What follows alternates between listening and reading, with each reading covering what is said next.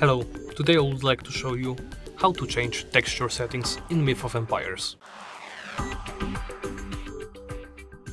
First, we want to go and open settings right here.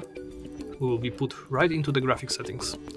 From there, we can simply scroll down a bit. Right here, we have texture settings.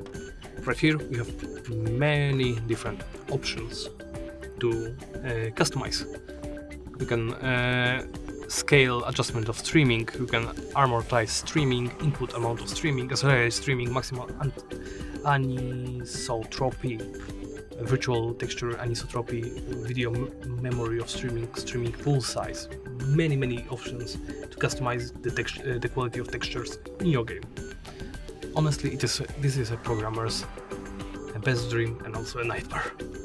When you are done and your textures have been properly calibrated, you can simply press confirm and you'll be put right back into the main menu. Thank you for watching, and please remember to comment, like and subscribe.